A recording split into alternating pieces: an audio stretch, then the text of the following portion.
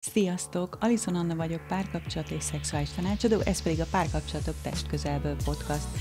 Azért szerettem volna létrehozni ezt a teret, hogy biztonságosan és őszintén tudjunk beszélgetni olyan dolgokról, amelyek a mindennapjaitok részét képezik, és esetleg tanácsokkal, tippekkel, különböző érdekes beszélgetésekkel, kollégáimmal, szakemberekkel, akár barátokkal és családtagokkal el tudunk hozni olyan információ, ami fontos lehet számotokra. Köszönöm, hogyha hallgattok, ez volt a Párkapcsolatok Testközelből. Sziasztok! Sziasztok! A Párkapcsolatok Testközelből következő adását látjátok, hallhatjátok. A vendégem mai nap Pintér Tamás, fejlesztő tréner, de hagyom, hogy akkor egy kicsit jobban bemutatkozzál, hogy miért is vagyunk itt, és mit szeretnénk a mai adásban a kommunikációról, kommunikáció különböző csatornáiról beszélni, hogy miért is jó, hogyan tudjuk használni, és mire jó nekünk, hogyha jól használjuk. Köszönöm szépen, én is üdvözlök mindenkit. Pintér Tamásnak hívnak, vállalati tréner vagyok, felnőtt oktató, és az Asszertivitás világa című könyveknek a szerzője. És az utóbbi 12-13 évben nagyon-nagyon sok kompetenciafejlesztő programot tartottam, olyanokat, mint kommunikáció, konfliktuskezelés, prezentáció, személyes hatékonyság, időgazdálkodás, pozitív gondolkodás, különböző multinacionális vállalatoknak, kisvállalkozásoknak, civil szervezeteknek, és hát nagyon sok ilyen programot tartottam magánembereknek is. Próbálom azokat a tréningeket magánemberek számára is elérhetővé tenni, amelyekkel először a legtöbb ember csak vállalati környezetben találkozik, és a tréneri tapasztalataim alapján született meg a 2 könyvem, az Asszertivitás világa 1-es és 2-es könyv, amelyben összefoglaltam azokat a kommunikációs tapasztalatokat, amelyeket a tréneri munkám során gyűjtöttem, és mindig az a célom a különböző csoportmunkákban, illetve tréningeken, hogy támogassam a résztvevőket abban, hogy a lehető legtöbbet tudják saját magukból kihozni, itt most ebben az esetben a kommunikációjukból. Köszönöm szépen, szuper bemutatkozó volt, köszönöm szépen. És hát akkor vágjunk is bele a közepébe, hiszen azért vagyunk itt ma Tamással, hogy egy kicsit kinyissuk nektek ezt a kommunikáció világát, kicsit belenézzünk, belelássunk együtt, és akár talán megoldásokat keressünk különböző konfliktusokra, vagy kommunikációs helyzetekre, amikre ti is minden nap találkoztok a mindennapi életben, akár munkahelyen, akár a családban. Igen, szóval a kommunikáció alapvetően nem csak szavak összessége, és nem csak a jelenti, hiszen ti is akár akik nézitek, vagy láthatjátok a kamerában, hogy azok a gesztusok, amiket csinálok, ahogy ülök, amilyen egyenesen ülök, amilyen szemkontaktus köztünk van, ahogyan érzem magam, ahogyan kifejezem azt, amit mondok, azok általában összhatásban vannak egymással, természetesen nem mindig, de hogy ezért azt szokták mondani, hogy különböző kutatások vagy eredmények azt mutatják, hogy egy kommunikációban igazság szerint csak egy nagyon pici 7-8-10% az, amit szóban kimondunk, de hogy a maradék az egy metakommunikáció, mindaz, amit elsoroltam. Mit gondolsz erről, Tamás? Egyetértesz, hogy te hogyan látod, vagy te hogyan tapasztaltad, hogy ez hogyan működik együtt? Mindenek előtt azt még szeretném hangsúlyozni, hogy amikor most a kommunikációról beszélek, vagy beszélünk, akkor az emberi, illetve a kapcsolati kommunikációt értem alatta, tehát nem az informatikai, vagy informális kommunikáció világát, és hogy ha távolról közelítek, akkor a kommunikáció számomra az emberi kapcsolatok vonatkozásában arról szól, azt szolgálja, hogy egymáshoz jobban tudjunk kapcsolódni, hogy a különböző világokat jobban össze tudjuk kapcsolni, ugyanis minden ember egyedi, mindenkinek vannak különleges adottságai, vagy különleges tulajdonságai, mindenkinek vannak egyedi élettapasztalatai, gondolatai, és ebből nagyon sok szépség, meg öröm származhat, hogy ezeket a különbözőségeket, hogyha megtapasztaljuk, megértjük, viszont ennek nagyon sok nehézsége is van. Tehát, hogyha a mindennapokban mást akarunk, máshogy akarjuk, máskor akarjuk, akkor abból azért sok surlódás szokott kialakulni, amiből feszültség is generálódhat, és a kommunikáció az számomra ezeknek a különbözőségeknek a kezelésére egy hatékony, egy nagyon remek eszköz, akár arra, hogy áthidaljuk a különbözőségeinket, és hogy ezen belül különböző szintjei vannak a kommunikációnak, működik a szavak szintje, illetve a szavakon túli kommunikáció, a testbeszéd és a hanghordozás, és ez különböző helyzetekben, nyilván különböző arányokban vesznek részt ezek a különböző területek a kommunikációban. Az egy nagyon érdekes szám, amit mondasz, ez a 7-8%, illetve ráadásul az érdekes, hogy ez pont egy kommunikációs félreértéshez is kapcsolódik. Maga ez a 7-8%. Albert McRae még az 1960-as években végzett egy kutatást, vagy egy kísérletet, amelyben ő elsősorban azt vizsgálta, hogy ha a szavak szintje és a szavakon túli szint ellentmond egymásnak, akkor mekkora a szavak szerepe a kommunikációnak. Tehát, hogyha mondjuk azt mondom, hogy tuti biztos ez a jó megoldás, tehát a szavaimmal mondok valamit, a gesztusaimmal vagy a gesztusommal megmutatok valami mást, akkor ebben az esetben tényleg 7% az, amekkora szerepet játszanak a szavak a kommunikációmban, de ez a kísérlet azért alapvetően az érzésekre vonatkozott, meg ilyen rövid érzésközlésekre, tehát nem azt jelenti, hogy mondjuk egy szakmai helyzetben feltétlenül csak ennyi százalékban játszanának a szavak szerepet, viszont nekem azért ez a 7-8%, ez olyan szempontból egy nagyon fontos gondolattanulság, hogy érdemes azzal tisztában lennünk, hogyha mondunk valamit, és lehet, hogy nagyon szépen, nagyon konstruktívan fogalmazzuk, meg nagyon együttműködően mondjuk, de a szavak mögötti testbeszéd, a hanghordozás, ahogy te is mondtad, az átírhatja, átfestheti az egészet, és hogy pont a testbeszédben, illetve a hangunkban bent van az, nagyon sokszor megnyilvánul benne, hogy mit is gondolunk belül, meg hogy hogyan vagyunk egymással, hogy lenézünk a másikra, vagy felnézünk rá, hogy szeretjük egymást, vagy gyűlöljük a másikat. Ez ott van a szavaink mögött, a gondolatainkon keresztül megnyilvánulhat a testbeszédünkben is. Hát például, hogyha mondjuk otthon egy családi helyzetben mondjuk az apuka bekiabál a feleségéhez este, és azt mondja, hogy drágám, nem gondolod, hogy a gyerekek most már elnyugodhatnának egy kicsit? Akkor ez lehet egy közlés, de hogyha fejében az van mögötte, hogy hát nem igaz, megint túl engedékeny velük, hogy lehet ilyen, akkor ez a belső gondolat, ez erősen rá fog vetülni a szavakra, és lehet, hogy a felesége támadást hall meg a szavak mögött, úgymond. És ugyanígy fordítva, hogyha mondjuk a feleség úgy válaszol, hogy de hát hadd játszanak egy kicsit, mindjárt úgy is fognak lefeküdni, hogyha az van mögötte, hogy jaj, már megint beszólogat, már megint csak panaszkodni tud, már megint csak ő akarja megmondani, hogy mi legyen, akkor nem biztos, hogy tisztán tudja azt kommunikálni, amit a gyerekekkel kapcsolatban gondolt, hanem akkor ez a belső gondolat, ez elég erősen befolyásolni fogja a stílust, ahogy elmondja, amit szeretne. És ez azért fontos szerintem, mert amikor a kommunikációnkat elkezdjük fejleszteni, akkor egy dolog, hogy a szavak szintjén másként beszélünk, meg egy másik dolog, hogy mennyire válik ez belső meggyőződésé, mert hogyha azt nézzük, hogy mitől hatékony egy kommunikáció, akkor az nekem egy fontos szempont, hogy amikor problémám van valamivel, vagy zavar valami, akkor ne arról beszéljek, vagy beszéljünk, hogy a másik ember mit csinál rosszul, miért nem normális, amit tesz, mit kellene belátnia, hanem jó, hogyha meg tudom fogalmazni, hogy bennem milyen érzések vannak, én mit szeretnék. Tehát mondjuk, hogyha azt mondom valakinek, hogy lehetsz ennyire önző, te vagy a világ legfigyelmetlenebb embere, ebben a helyzetben lehet, hogy figyelemre vágyom, meg figyelmet szeretnék kapni a másiktól, de hogyha így mondom el, akkor a másik inkább valószínűleg ellen fog állni. Viszont lehet, hogy elmondom, hogy figyelmet szeretnék kapni, meg figyelemre van szükségem, szeretnék feltöltődni, de hogyha a fejemben az van mögötte,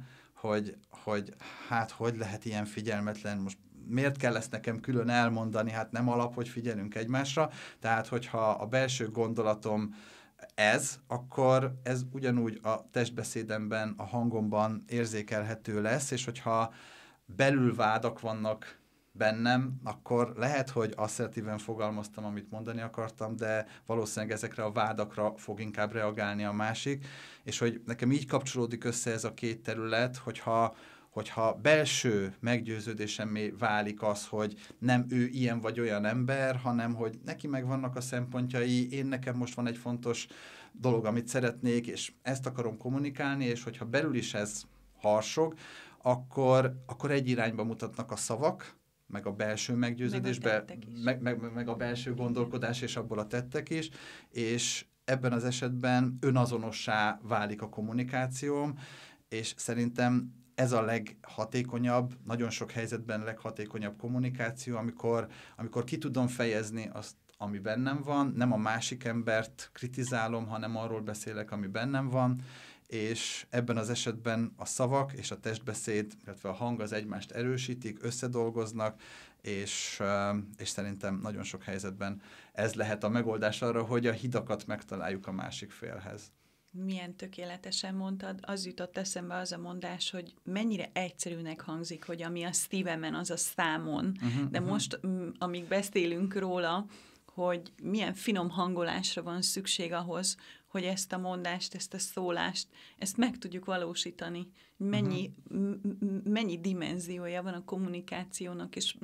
mennyi kis apró dologra van ahhoz szükségünk, hogy tényleg megvalósuljon, hogy ami a szívemen, az a számon, ne bántsam meg a másikat, hogyan mondjam, az én kisfilmem, a belső kisfilmem, ne kipörög egy másik film, azt hogyan tudjuk összehangolni, milyen információt tudunk átadni, ugye az információ hatalom, azt gondolom, hogy jó értelemben hatalom, tehát minél több van belőle nekünk, annál jobban fel tudjuk használni, és annál jobban konstruktívan át is tudjuk adni a másiknak, hogy mit szeretnénk mondani, vagy hogyan szeretnénk. Ezzel kicsit át is kötném arra, hogy az az érdekesség, amit most mondtál, és olyan részletesen elmondtad, azért már abban egy kicsit utaltál arra, hogy azért különböző kommunikációs úgymond stílusok, szokások vannak egy-egy személyiségnél, attól függ, hogy hogyan nevelkedtünk, mit láttunk otthon, a szüleink hogyan kommunikáltak egymással, mi hogyan kommunikáltunk a szüleinkkel az iskolában, egymással, a barátainkkel, mihoz vagyunk szokva, kicsit halkabbak vagyunk, kicsit halsányabbak vagyunk, dominánsak vagyunk, milyenek vagyunk valójában. Én egy három alapvető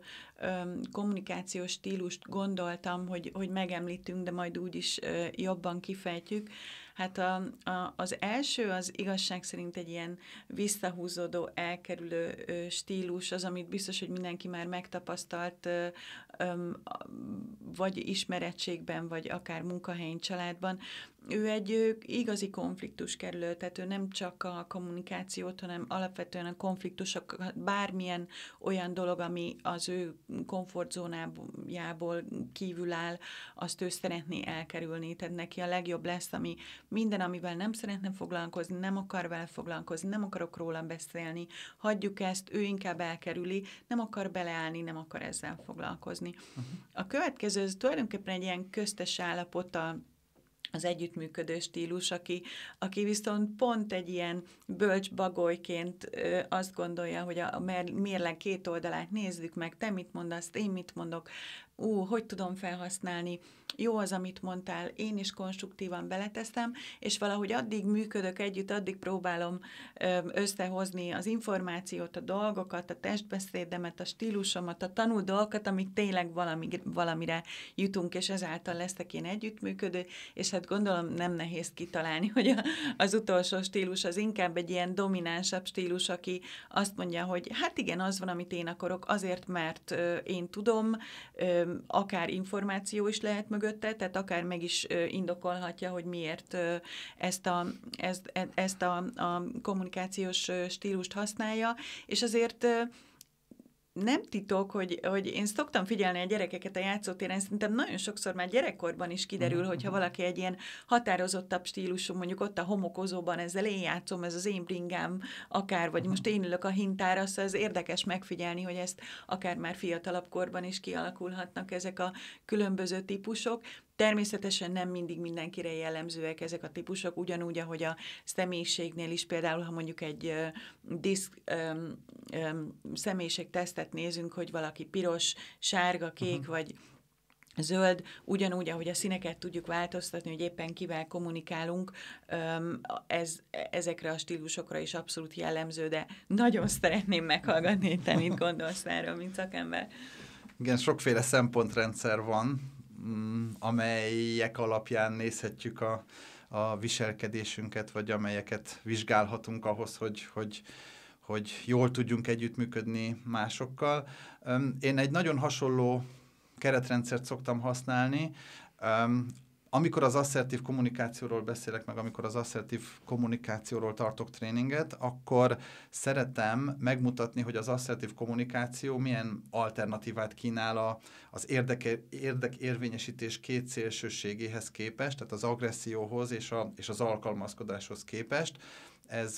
abban a keretrendszerben, amit mondtál, ugye az elkerülő, vagy ahogy mondtad, domináns, én inkább úgy szoktam fogalmazni, hogy az egyik oldalon az agresszív, vagy akár a nyomást gyakorló, akinek annyira fontos a célja, hogy akár a másik fájdalma, vagy rossz érzése árán is megvalósítja ezt, míg a másik oldalon az alkalmazkodó az, aki annyira figyel a másikra, annyira jót akar neki, annyira az ő céljait helyezi előtérbe, hogy közben megfeledkezik a saját céljáról. És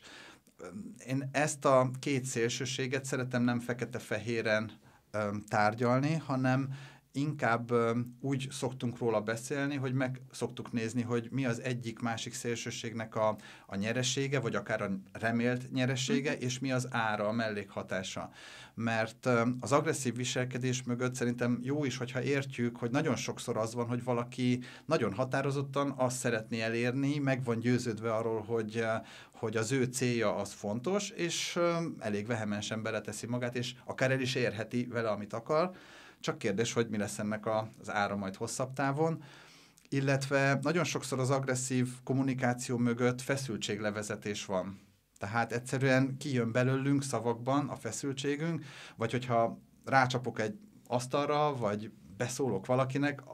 akkor is nagyon sok, vagy káromkodok akár, akkor nagyon sok feszültségtől lehet megszabadulni. Csak ez nagyon sokszor önmagunk ellen dolgozik, mert hogyha azt mondom valakinek, hogy az eredmény 116, nem tudom, mit nem lehet ezen érteni, akkor ez a nem tudom, mit nem lehet azon érteni mondatrész, ez tulajdonképpen egy feszültséglevezetés, valójában nem tesz hozzá a kommunikációhoz, sőt inkább gátolja, hogy a rövidtávú memóriából átkerüljön az információ a hosszú távú memóriába, viszont az agresszor lelki valóságát meg mindenképpen mutatja, hogy ő szeretett volna megszabadulni a feszültségétől. Tehát ez lehet remélt nyereség, meg bizonyos helyzetekben tényleg az agresszív elérheti, amit szeretne, csak ennek az az ára hosszú távon, hogy egyre inkább elzárkóznak tőle, hogyha valaki sokszor agresszíven éri el, amit akar, vagy sokszor így vezeti le a feszültségét, elhallgatnak tőle információkat, vagy akár más utakon állnak bosszút, és az nagyon nehéz, amikor azt látom, hogy valakinek például a szaktudása nagyon jó, nagy szakértelemmel bír, de elkerülik, és nem mennek oda hozzá, és nem akarnak vele együttműködni, és azt gondolom, hogy a mai világban hiába tehetséges, okos, ügyes valaki, hogyha nincsenek szövetségesei, hogyha nincsenek olyan emberek, akikkel együtt tudjon működni, akkor még a legokosabb, legtehetségesebb emberek sem fognak annyira tudni érvényesülni. Tehát itt üt vissza szerintem az agresszív viselkedés, ha sokszor csináljuk ezt. Az alkalmazkodásra vetítve ugyanezt, az alkalmazkodás nyeresége ugye lehet, hogy rövid távon elkerüljük, pont ugye, amit mondtál, elkerüljük a feszültséget, nem szól szám, nem fáj fejem, nincs veszkó, csak kérdés, hogy mi lesz az ára majd hosszú távon. Illetve nagyon sokszor olyan apró jutalmakért, hogy jó fejnek tartanak minket, hogy mi vagyunk a jó barát, a jó munkatárs, aki mindent megcsinál, csak az a kérdés, hogy belül mi mit élünk meg. És hát nagyon sokszor az, hogy mondjuk odafigyelünk a másikra, az is egy nagyon értékes dolog tud lenni, csak hogyha túl sokszor tesszük ezt, akkor már visszaüthet. És hogyha valaki túl sokszor alkalmazkodik a helyzeteiben, sokszor ilyen kis jutalmakért megtesz a másiknak valamit, vagy így elkerüli nagyon sokszor a feszültséget, akkor sajnos hosszú távon lehet az ára ennek, hogy hát nem a saját feladatait végzi el, nem a saját céljait valósítja meg, hogyha nagy szavakat akarok használni, nem a saját életét éli, sőt, igen, és sőt, az is még hozzáadódhat, hogy a feszültsége, mert azért hogyha alkalmazkodunk, akkor az valamennyi feszültséggel szokott együtt járni, hogyha ez gyűlik, és aztán lehet, hogy egyszer ott robban ki, ahol nem is akarná, vagy úgy robban ki, hogy már nem tud megállni akár az asszertív működésnél, hanem már nagyon agresszíven kijön belőle, és akkor már az agressziónak a mellékhatásaival jár ez is. És a két szélsőséghez képest az asszertív kommunikáció, én azt szoktam mondani, hogy azt az alternatívát kínálja,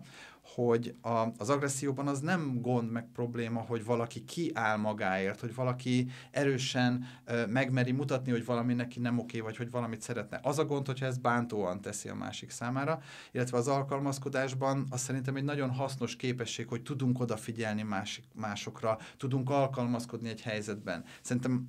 az alkalmazkodás az legalább annyira fontos képesség a mai világban, mint az önérvényesítés, mert egy csomó dolgon nem tudunk változtatni, tehát ez is egy nagyon hasznos dolog, csak az a gond, hogyha ezt túlzásba visszük, és ezért számomra az asszertív kommunikáció az az erőteljes, határozott, magabiztos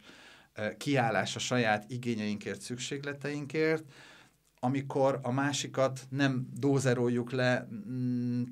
figyelembe vesszük az ő igényeit, szükségleteit, és megpróbálunk valami olyan kölcsönös együttműködést kialakítani, ami mind a kettőnknek jó lehet, és nincs garancia, tehát ez nem azt jelenti, hogy mindig sikerülni fog, de hogyha törekszünk erre, akkor közelebb juthatunk hozzá, és hogy egy dolog még, hogy azt mindig hangsúlyozom, hogy nem varázspálca az asszertivitás, tehát nem az van, hogyha elmondok valamit én nyelven, magamról beszélve, igényeimet, szükségleteimet megmutatva, akkor a másik pont azt fogja tenni, amit én akarok.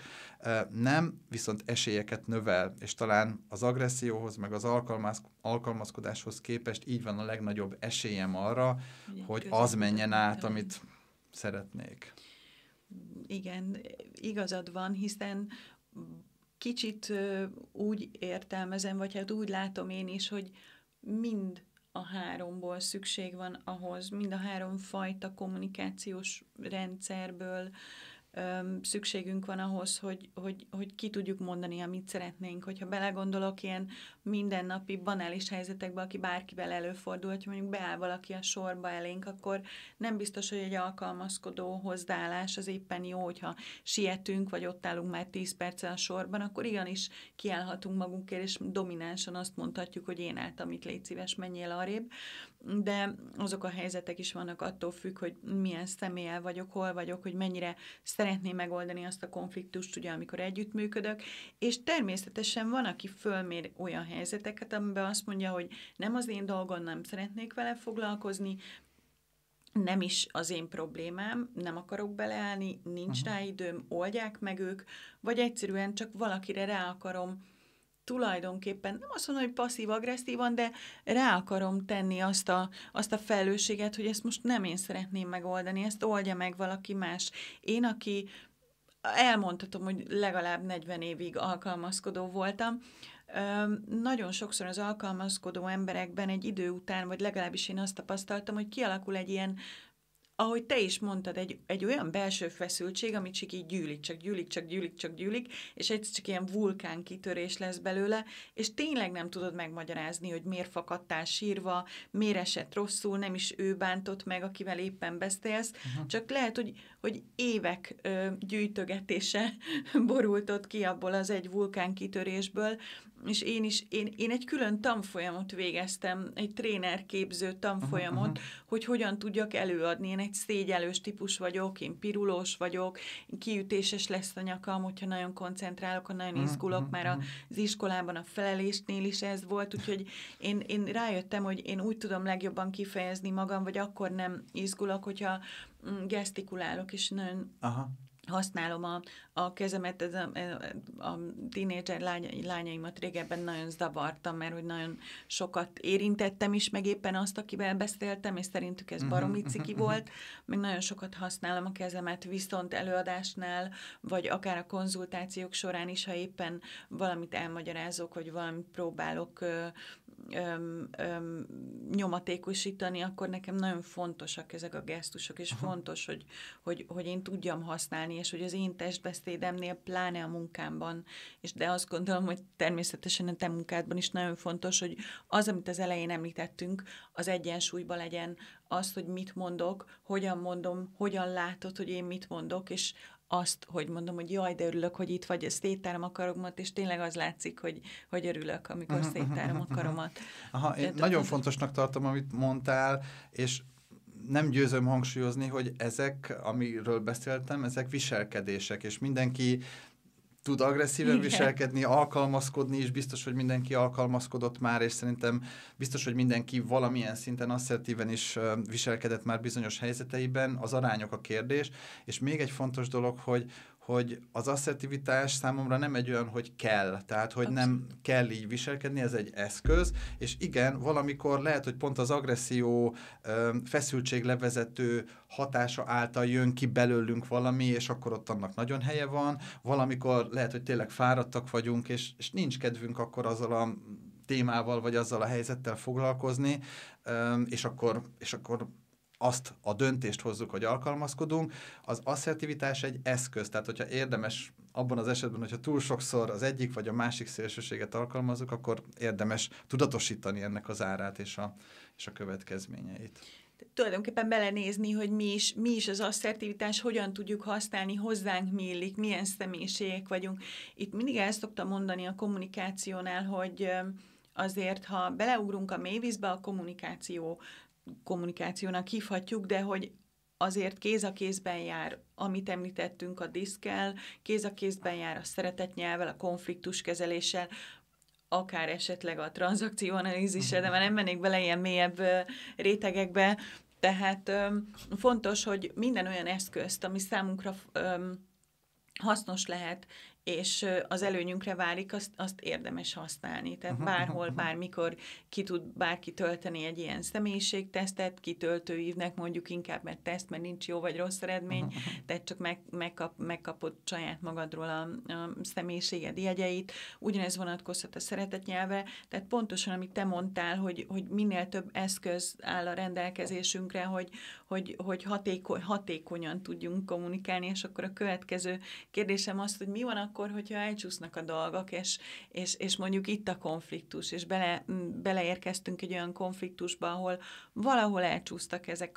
ezek a folyamatok, elcsúszott a finom hangolás, nem tudtam kimondani, lehet, hogy felrobbantam, lehet, hogy nem tiszteltem a másikat, lehet, hogy nem figyeltem rá oda értő figyelemmel, hogy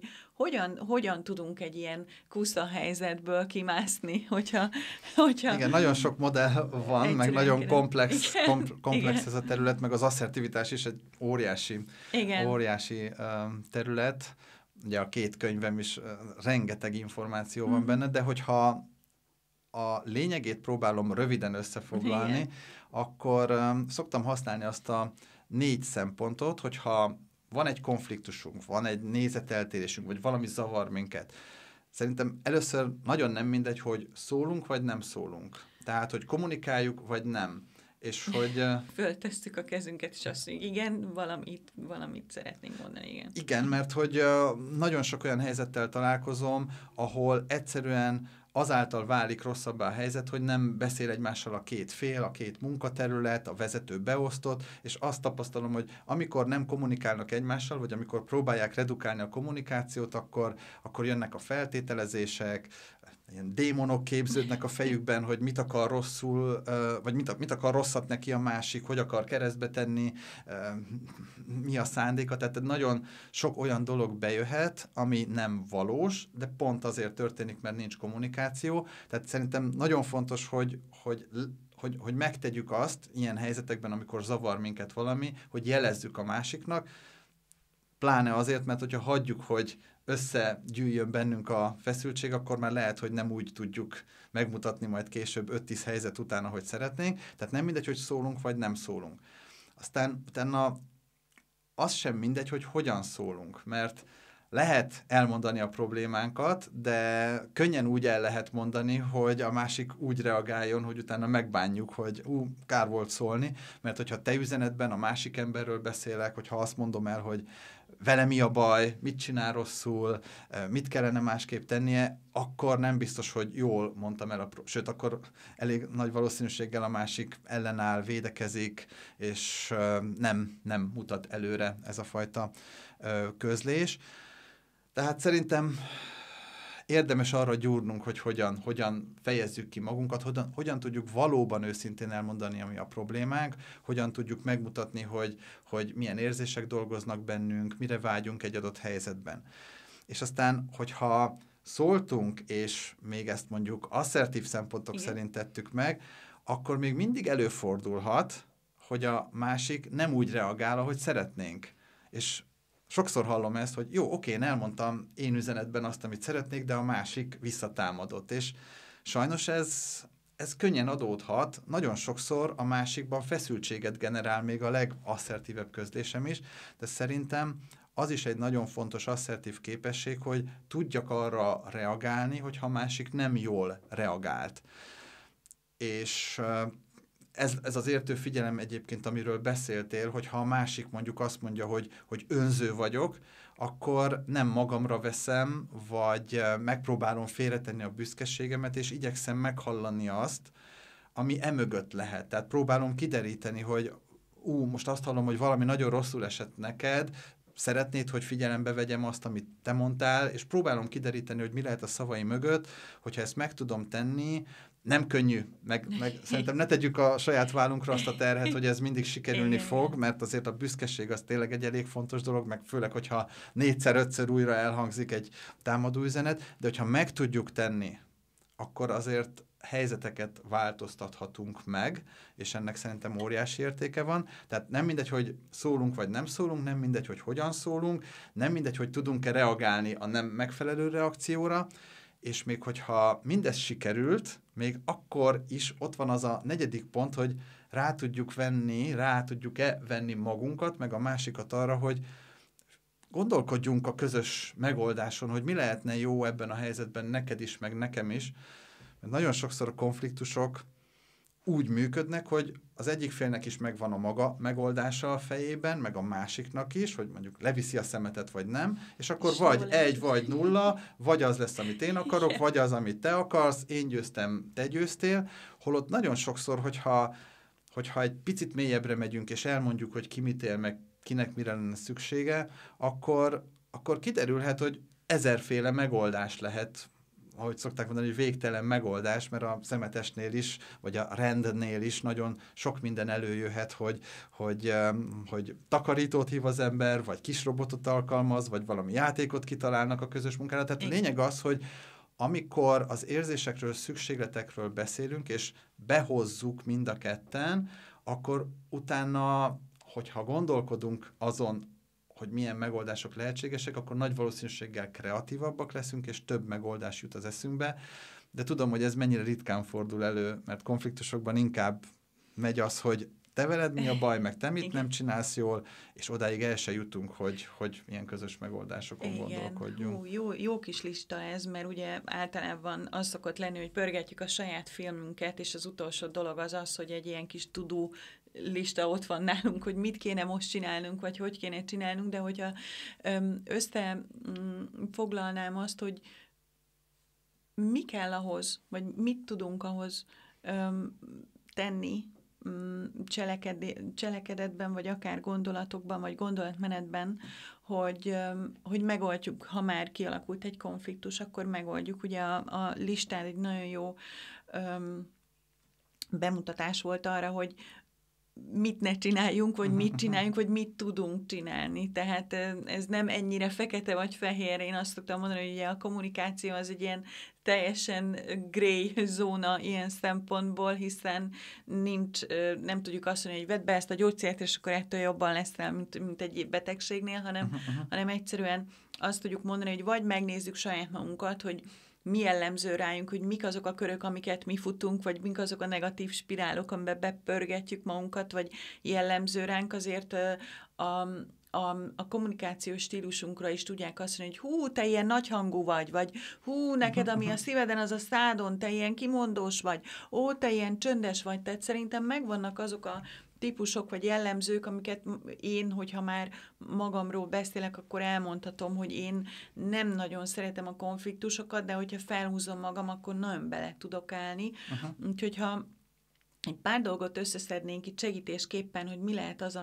ami fontos lehet mondjuk egy konfliktus megoldásában. Én mindenképpen, de ezt akár a szeretetben, vagy a párkapcsolatokban is el tudom mondani, hogy gyereknevelésre mindenre vonatkozik ez a szó, ami nálam tényleg egy veszőfonal a tisztelet. Tehát azt gondolom, hogyha valakinek megadjuk a tiszteletet, az már félút ahhoz, hogy sikeresen megoldjunk valami problémát. Ha a tisztelet megfogja a kezét mondjuk a figyelemnek, az sem egy rossz dolog, hiszen akkor már, ha tisztelünk valakit, odafigyelünk valakire, akkor benne van az értő figyelem, tehát még egy esélyt adunk arra, hogy megértsük és meghalljuk, hogy a másiknak mi lehet a problémája, vagy hogyan tudjuk megoldani. Csak bocsánat, még a tiszteletnél is nem árt tisztázni, hogy ki mit ért tisztelet alatt. Igazad van, mert nagyon sokszor azt tapasztalom, hogy igen, tiszteletre van szükségem, és az egyiknek ez a tisztelet, a másiknak az a tisztelet, és pontosan, hogyha tudunk egy olyan használati útmutatót adni magunkhoz, ami kapcsolódik ahhoz, amit mondtál, hogy akár különböző stílusaink vannak, akkor az nagyon értékes lehet, mert nagyon sokszor az a trükkje egy konfliktusnak, hogy nem a szemétről, meg a szemetes vödörről, meg a szemét levitelről szól csak, hanem akár a stílusok ütközéséről, hogy az egyik inkább csendesebb, nála kivágja a biztosítékot, hogyha a másik hangosan beszél, a másiknak meg az a természetes, és ilyen esetben lenne értéke, csak tudom, hogy mennyire nehéz arról beszélni, hogy hogyan beszélgetünk egymással, és hogyha itt nem címkékben gondolkodunk, talán ez egy nagyon fontos dolog. Tényleg ez milyen jó ahhoz kapcsolódva, amit mondtál, hogy egyszerűen tudatosítani, hogy egy kapcsolatban valamiből nekem többre van szükségem, neked kevesebbre, és nem címkézem a másikat, hogy te felületes, hanyag vagy, laza vagy, abban az esetben, hogyha mondjuk neki a számok, a tények, az adatok, azok nem annyira fontosak. Fordítva viszont ugye nem azt mondja a másik, hogy te kocka vagy, merev vagy, precíz vagy, hanem egyszerűen azt tudatosítjuk, hogy mások az igényeink egy adott témával kapcsolatban, illetve hogy akár férfi-női kommunikációban, hogy nem az, hogy te így kommunikálsz, te ilyen ember vagy, hanem, hogy igen, nekem az a fontos egy nehéz helyzet megbeszélésénél, hogy kiadhassam az érzéseimet, de ez arról szól, hogy meg akarom oldani a helyzetet, én pedig, hogyha másik elmondja, hogy azért zárkózom belátszólag, vagy azért nem reagálok, mondjuk, mint férfi, most kicsit közhelyesen, mert hogy nekem már ez sok, és akkor nem tudok koncentrálni a megoldásra, amikor hangosabban beszélsz. Tehát, hogyha nem címkékben a másikról beszélünk, hanem egyszerűen felmutatjuk azt, hogy kinek mi az, amivel tud létezni egy adott helyzetben, és hogy ehhez egy használati útmutatót tudunk biztosítani a másik számára, akkor hasznos lehet. Bocs, hogy ennyire hosszan. Nem, dehogy is, köszönöm. Ez a címkézés, és szerintem el fogom vinni magammal, ha megengeded, mert ez egy nagyon jó kifejezés. Én most egy mérlegre gondoltam, az egyik oldalon a címkézés van, akkor a másik oldalra szerinted rátehetem az empátiát és a bizalmat, hiszen hogyha én empatikus vagyok, akkor én megértem, hogy te hogy gondolkozol, vagy te hogy mit szeretnél, és hogyha meg bizalmam is van feléd, és elmerem mondani, mert megbízok benned, mert biztonságban érzem magam, akkor szerintem ez a címkézésnek pont egy ellensúlyozása lehet. Ez a két fajta hozzáállás, vagy viselkedés. Ez pont összekapcsolódik, igen. Az a nagyon jó, amikor ez magától létrejön, tehát valaki eléggé empatikus ahhoz, hogy értse, hogy a másik másként működik. de az asszertivitás azt javasolja, hogy ha ez a gondolatolvasás, vagy akár az egymásra hangolódás nem valósul meg magától, akkor ne az legyen bennünk, hogy hát jó, én nem fogom mondani, én biztos nem, hát vegye észre maga, hanem az asszertivitás azt javasolja, hogy ha ilyen helyzetünk van, akkor mondjuk el, akkor szóljunk, akkor mutassuk meg erőszakmentesen, hogy valami nekünk nem oké, és hogy mi valamit másként szeretnénk. Igen. Jaj, de jó kis végszó volt ez. Még egy dolgot szeretnék megkérdezni tőled, hogyha bár van-e olyan titkos tipped, olyan kis, nem tudom, bármi napi gyakorlat, akár rituálé, ami neked bevált, vagy te szoktad ajánlani, vagy akár te is szoktad használni a saját mindennapjaidban, ami esetleg hasznos ahhoz, hogy hatékonyabban tudjunk kommunikálni, hogy nyíltabban, hogy őszintébben, hogy érthetőbben, hogy van valami recepted erre. Hát én most egy nagyon ideálisat mondanék el, de majd elmondom, hogy miért. Jó. És még akár ahhoz kapcsolódóan, amit az előbb mondtam, vagy akár talán számokban kifejezve még jobban érzékeltetve, hogyha mondjuk van egy 10 perces beszélgetés. Ugye, hogyha 10 percen keresztül soroljuk a másiknak a hibáit, meg hogy mit csinál rosszul, nyilván az nem vezet előre, de azért ennek is megvan az a funkciója, hogy sokszor feszültség jön ki belőlünk. És hogyha mondjuk ezt 2 percnél le tudjuk állítani, vagy az egyik fél azt tudja mondani, hogy figyelj, itt olyanokat mondunk egymásnak, amivel bántjuk a másikat, szerintem nem visz előre, álljunk meg, beszéljünk arról, hogy ki mit él meg, akkor lehet, hogy elindulhat egy másfajta beszélgetés, és Marshall Rosenberg, az erőszakmentes kommunikáció szellemi atya például azt javasolja, hogy mondjuk el, hogy mit érzünk, mit élünk meg, mit szeretnénk, és próbáljuk visszamondani a másiknál ugyanezeket, tehát az egyik fél elmondja, hogy mit érez, mit él meg, a másik elmondja, hogy oké, szóval akkor most ebben a helyzetben te azt éled meg, azt szeretnéd, és utána ez megtörténik fordítva is, akkor ennek egyébként egy nagyon erős kapcsolatépítő hatása is van, ami által már talán könnyebben lehet megvalósítani azt a közös gondolkodást, amiről az előbb beszéltem. De Rosenberg azt mondja, hogy ha ezt a két fél meg tudja tenni a saját konfliktusában, akkor nála ő azt tapasztalta, hogy az esetek 75%-ában 20 percen belül találtak olyan megoldást, ami mind a két félnek megfelelt. És hogy ettől függetlenül ez egy nagyon ideális dolog, és nekem nagyon erős volt, amit Rambala Évától hallottam ezzel kapcsolatban. Ő ugye az erőszakmentes kommunikáció talán Magyarországon legismertebb alakja, és ő mondta erre, hogy ezt így teljességében ő még az életében, a fontos kapcsolataiban sem tudta megvalósítani, viszont minél inkább törekedett arra, hogy ezt megvalósítsa, annál közelebb került ehhez, és én is azt gondolom, hogy ez nagyon sokszor túl ideálisnak tűnik, meg nagyon könnyen terhet rakhat ránk, hogy ha ezt nem tudom megtenni, az én párommal, az én konfliktuspartneremmel ez biztos nem fog menni. Tehát, hogyha az elején ilyen hatalmas terhet rakunk magunkra, akkor azt szerintem nem fog előrevinni, vagy nem lesz konstruktív, viszont hogyha törekszünk erre, akkor azért nagyon sok helyzetben tudunk változtatni valamennyit, hiszen például a közös gondolkodásba még egy 3-4 éves gyereket is már be lehet vonni, hogyha nem az van, hogy azt akarom, hogy az legyen, illetve a gyerek is akar valamit, és ütközünk. Igen. Én a saját 4 éves kisfiamnál már volt olyan, hogy azt mondtam, hogy oké, ezt szeretnéd, én ezt szeretném, találjunk valami megoldást, vagy mondjál egy megoldást, hogy te mit javasolnál, és már egy 4 éves kisgyerek tud megoldást mondani, hogy oké, apa, akkor most csináljuk először ezt, és utána legyen az, és egész más lesz az elköteleződése az iránt, amit mondott, és hogyha nekem meg nincs azzal problémám, akkor miért ne tenném? Tehát főleg, hogyha erre fejlesztjük a gyerekeket, és mondjuk egy ilyen kultúrában nőnek fel, akkor lehet, hogy egész máshová jutnak el. Úgyhogy jó ez a titok szó, tehát nem gondolom, hogy ez olyan különleges lenne így elmondani, de hogy megvalósítani meg valóban Nagyon az, nehéz. és Igen. rengeteg munka, és nem is biztos, hogy 100%-osan sikerül, de hogyha tudunk felé haladni, akkor szerintem azért tudunk tenni azért, hogy egy kicsit más legyen az életünk, a kommunikációnk. Köszönöm szépen ezt a tippet, ezt én is meg fogom fogadni. Én arra gondoltam, hogy nekem van több mumusom is van, amit megemlítenék, hogy nagyon jó lenne, hogyha el tudnánk hagyni. Az egyik az a barkobázás, amikor ez a tudhatta volna,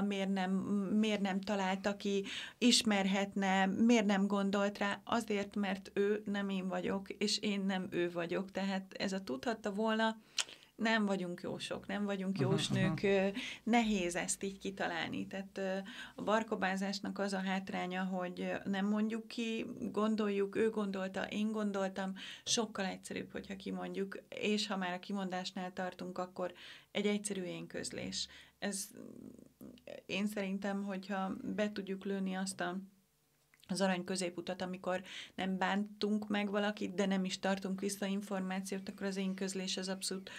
hatékony tud lenni. És hát a nyílt kommunikáció, a nyílt kommunikáció alatt pedig azt értem, hogy nem is feltétlenül, ami a szíveden, a szádon, hanem hogy te most mit gondolsz, te mire gondoltál, csak szaladjunk végig rajta, hogy te is azt gondolod, amit én gondolok? Tehát abban még semmi rosszat nem láttam, vagy tapasztaltam, amikor két ember valamit megpróbál úgy megoldani, hogy közben kommunikál is egymással. Tehát valahogy úgy születik meg a megoldás, hogy gyúrjuk együtt a gyurmát, és akkor egyszer csak lesz belőle valami. Tehát én valahol így látom a középutat, a te és a... Igen, nem mindegy, hogy úgy találunk megoldást valamire, hogy tudjuk, hogy mi a probléma, mert sokszor Igen. úgy keresnek megoldást, Igen. vagy úgy jóvá hagynak egy megoldást, hogy közben még a problémát nem is tisztázták, és akkor lehet, hogy a megoldás az nem arra a problémára megoldás. Tehát igen, annyira rohanunk a mindennapokban, vagy annyira rohannak nagyon sokan, hogy ha erre nem szánunk időt, akkor a megoldásaink sem lesznek olyanok. Sőt, utána a tűzoltás miatt lehet, hogy még több időnkbe kerül az, hogy valahogyan helyrehozzuk a következményeket. Pontosan. Nagyon szépen köszönöm. Én nagyon jól éreztem magam, úgyhogy remélem, hogy számotokra is hasznos volt a beszélgetésünk. Hogyha érdekel titeket, akkor nyugodtan menjetek rá a Tamás weboldalára, mert nagyon hasznos információkat is, és a könyveit is megtaláljátok az Asszertivitásvilága.hu a weboldal címe, ott meg lehet találni az asszertivitás világa könyveknek a bemutatását, leírását, meg is lehet rendelni őket, illetve a tréningjeimről is bővebb információkat lehet ott találni. Köszönöm szépen, örülök, hogy ma velünk voltatok. Köszönöm a figyelmet én is.